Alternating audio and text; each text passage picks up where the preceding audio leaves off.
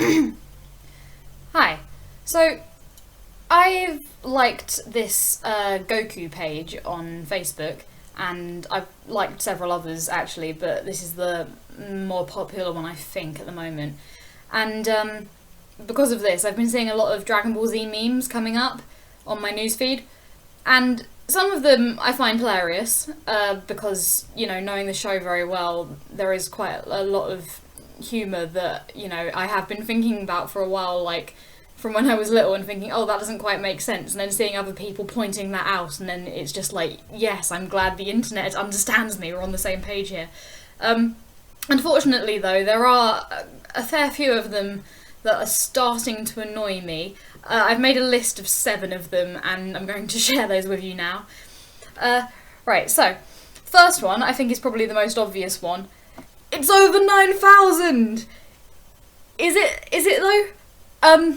I mean, a lot of us know that in the original version of it, it was over 8,000, and anyone who's seen the show knows that, I don't know if it's Frieza's last transformation or the second to last one, where he says that last time he transformed to that, it was about 1 million. So anyone who's seen the show understands that a power level of 9,000 is really insignificant.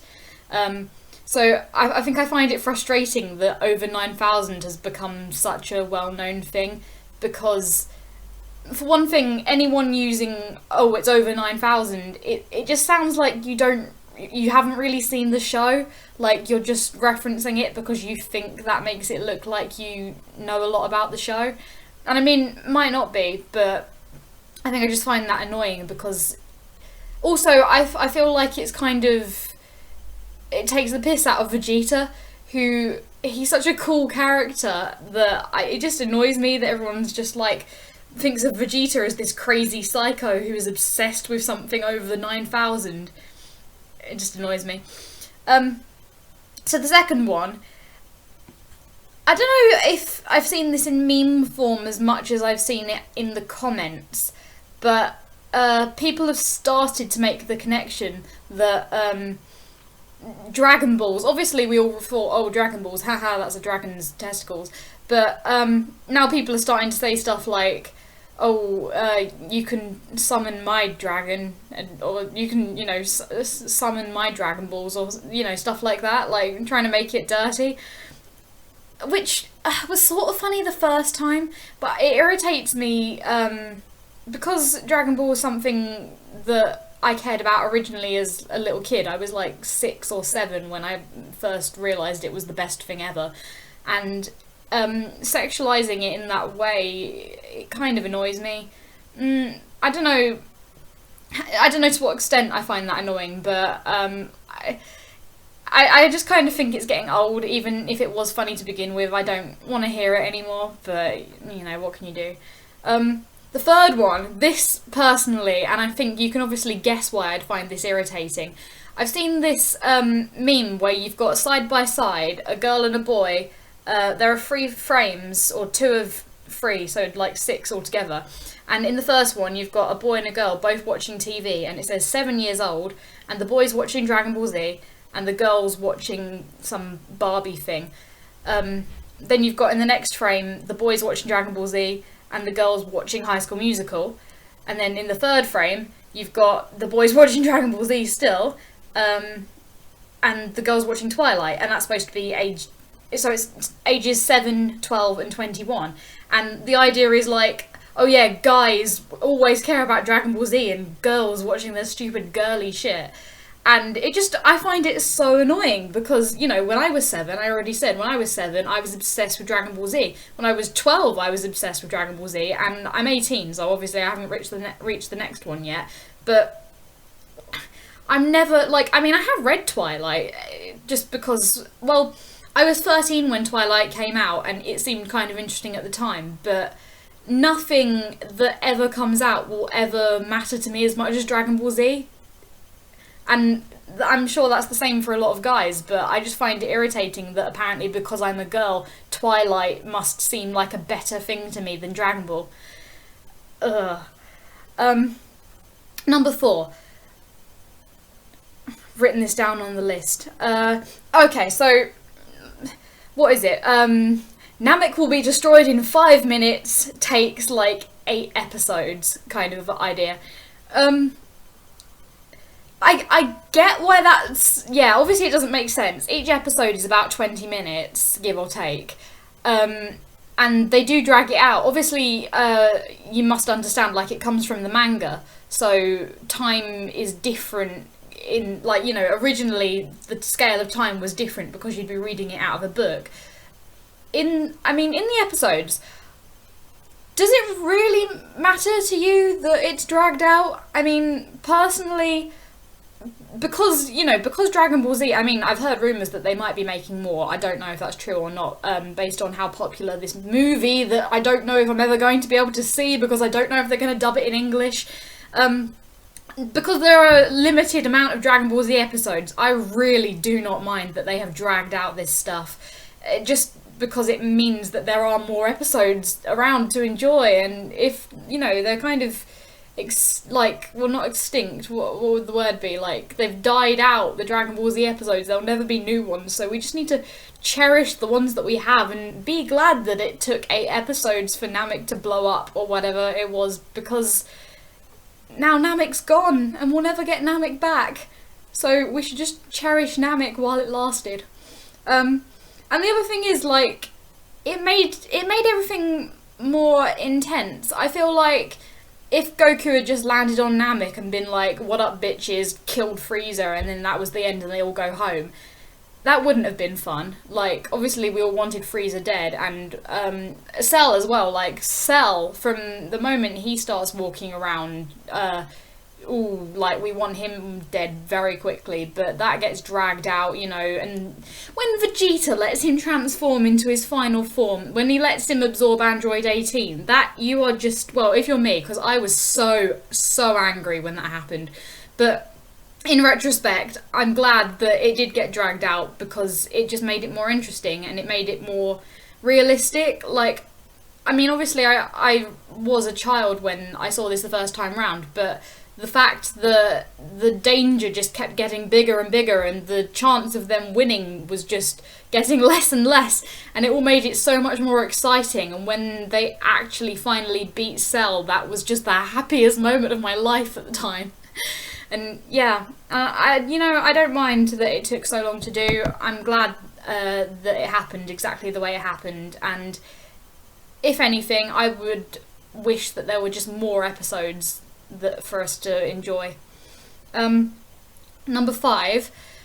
Why does everyone have to bully Yamcha? What did he do? I mean, I know, like, he's ridiculously, he just looks like an idiot once we get into, like, the Saiyan saga, but as this does happen with all of the Dragon Ball characters, all of the original ones that Goku meets from the beginning, he just gets better and better and stronger, and they just become obsolete and uninteresting and fade into the background, and it's horrible.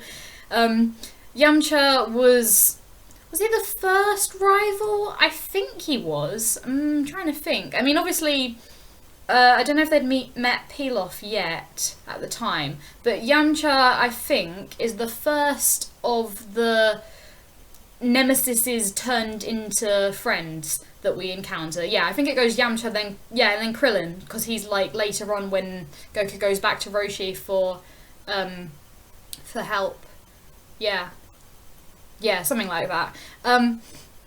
So obviously Yamcha's suffered quite a lot, and, you know, him and Bulma getting together in the beginning, they're so happy together, and then she just gradually gets more and more annoyed with him and fed up, and then they break up, and then she gets Vegeta, and what does Yamcha get? Nothing. We never see him with anyone else at any other point in the series. I feel bad for him. I don't think we really need to be just rubbing it in and talking about how he got killed by a Cyberman. I don't know how we'd say this. Do you know, it's really difficult not to accidentally call them Cybermen, like out of Doctor Who. I think it's Saberman. It's also really difficult to repeat the names of Dragon Ball Z characters because I'm used to hearing them in an American accent, and then I'll go and say it like I say Yamcha or Yamcha, or do you know what I mean? It just doesn't sound right. Or Gohan. it's difficult for me to say it in the way I want to, because the way I hear it in my head and the way that I say it in my accent comes out completely differently. But in any case, let's stop picking on Yamcha. He suffered enough. He was an alright guy, like, he never did anything wrong. He always tried. Even though he would get killed, he always tried to help out Goku. And I think it's that moment when Gohan is fighting Cell with, with the Kamehameha, and, it's both of them are giving it their all, and then the other Z fighters come up behind Cell and start trying to attack him. And I think, is it Krillin that says, I don't know why I'm getting up again, it'd be easier to just fall down? All of them, despite the fact that they're completely overpowered by, like the way that Cell and Gohan are completely making them look ridiculously weak, they still keep trying, and I think we should respect Yamcha for that, and and Tien and Krillin as well, because they kind of look pathetic, but they're trying their best to keep up with the Saiyans, who they're never going to be able to keep up with because they've just got a ridiculous advantage and it's not their fault. Moving on to number 6, we're nearly at the end, 2 more. Number 6, Krillin. Much like Yamcha, we take the piss out of him for getting killed all the time. And, I mean, I've seen a meme that's comparing Krillin to Kenny from South Park. How Kenny, dies pretty much every episode. Krillin has not died that many times. This is another one of those situations where I think, I guess this is kind of funny, but we're going on about, collectively over the internet, we're going on about it so much that I'm just starting to think, have these people actually seen the show? I mean, we can count how many times Krillin's actually died. The first time is in the King Piccolo saga in Dragon Ball, when it's just little Krillin, he's just a teenager, or, he doesn't look like a teenager because he's so bloody short, but he's just like a little 15-year-old or something like that. Maybe 15, 16, I think he's older than Goku by a little bit. He gets killed trying to retrieve Goku's stuff that he left back at the martial arts stadium, because they were all waiting for him in the restaurant. And it's a really horrible, tragic moment, and Goku's so upset, and, he rushes into battle to try and destroy whoever it was that killed his best friend, and it's really a heartbreaking moment. So we shouldn't be, criticising Krillin for dying in that situation, especially because that then is what led Goku on to... it kind of inspired him to beat King Piccolo. And then again, the second time we see Krillin die is in the Frieza saga, where he gets obliterated, blown into a million pieces by Frieza. And Goku, this is what Goku needs to transform into a Super Saiyan. So we should be thanking Krillin for that, not taking the piss out of him. The next time he dies, again, is actually a really heroic moment, because Super Buu... Super Buu? Is Super Buu before or after he absorbs the others? Well, because it's Fat Majin Buu, and then he what happens, and then the big, tall, scary Buu comes up to the lookout. He's waiting to fight Gotenks, but does this happen before? Oh no. So he's waiting to fight Gotenks, and then he goes in and fights Gotenks in the hyperbolic time chamber. Then he escapes, even though they blew up the door, so he shouldn't have been able to escape. He gets out, and then he kills everyone. But what Krillin does is he says to 18, you, get everyone, run, I'll try and, I don't know what Krillin thinks he's going to do, but he offers to go and attack Buu to give the others a chance to get away, which is amazing. There's no way Krillin could have beat... I'm going to say Super Buu. I think it's Super Buu at that point. I'm trying to decide whether Super Buu is what we call him once he absorbs Gohan and Gotenks. I'm really not sure. I don't know what else to call him besides Super Buu, though. It might not be Super Buu until later, but anyway, you know who I'm talking about. The second version of Majin Buu. So yeah, and then I guess... Technically, does he die again in GT? Not that most of us count GT as canon, but I don't think he dies in GT. I mean, everyone gets infected by Tuffles.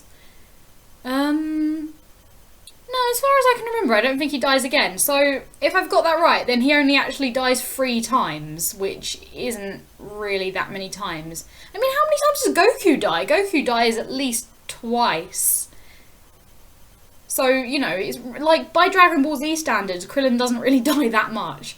The last one.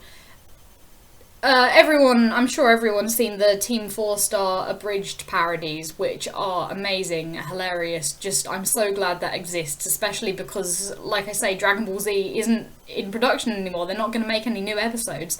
So, Team 4-Star's parodies are kind of keeping it alive for a lot of us, which I'm really happy about. The thing is, though, because it's kind of being recreated through them, I personally am getting a bit confused because, say, Nappa, for instance, we think he's hilarious in the abridged.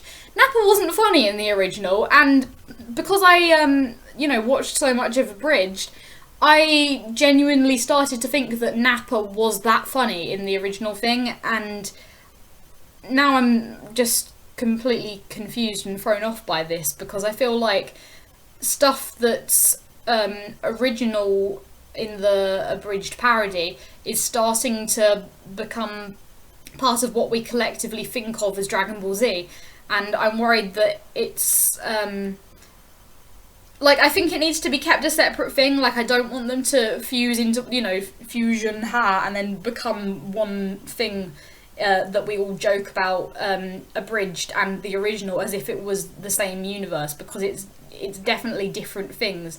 I don't, as funny as it is, I don't want it to get confused. I'm trying to think of anything else that, it's hard to remember now, but if you've watched Dragon Ball and then you've watched abridged, then you probably know what I mean. It does start to make you think, oh, did that happen in the real thing, or did that happen in the abridged series? Oh, I don't know.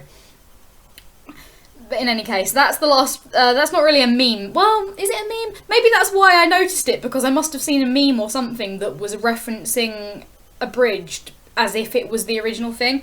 And I think a lot of the things that do annoy me that are on my list are situations where it seems like people don't, people think they're big fans, and maybe I'm just being a bit touchy because I've cared about this show for such a long time. But people who don't appear to know the show as well and are making mistakes and getting confused between abridged and, obsessing over gags like the over 9,000 thing. And I just find it frustrating, because we need to keep the original in mind, and I just kind of want to preserve it. And some of the memes bother me because I feel like we want to preserve it and we want to have respect for the original, because it wasn't humorous. Well, I mean, obviously it is funny in parts, but the series is so kind of inspirational to so many of us because of the serious moments in it too. Like how we feel about Goku as like a genuine hero, about caring about people, and how it wasn't supposed to be funny, it was supposed to be serious. And I think we need to remember that, and I think we need to maybe cool off on some of the because you do see these memes that are talking about like how heroic they are and talking about the serious aspects of the show that we all loved, and I feel like maybe we just need to cool it a little bit on some of the funnier memes, because I don't want people who are either new to the show or don't know the show as well to think that Dragon Ball Z is this big joke. Because obviously, and the other thing is, I realised that when Akira Toriyama started it, it was supposed to be more humorous, especially with stuff in Dragon Ball like what's he called, the rabbit guy that touches people and turns them into carrots, and then he got sent to the moon, and it's like, how did he survive on the moon? But stuff like that was just because it wasn't supposed to be serious, and as it became Dragon Ball Z, it became more serious. And yeah, not really sure how to end this, so I think I'm just going to show you my little Goku voodoo doll that I got from Hyde Park. This is amazing, isn't it? Look at his little hair. It's just, I don't know what this is, I just found it in Hyde Park. It cost me £5 because the standard price was like £3 or something like that, and then he was like, oh, but this one's a celebrity, and I was like, Is he? And that just made me so happy because that means, you know, someone out there in the real world realises the significance of this guy. Yeah. Anyway, thanks for listening to that rant. That's hit about 20 minutes now. Say bye, Goku. Bye.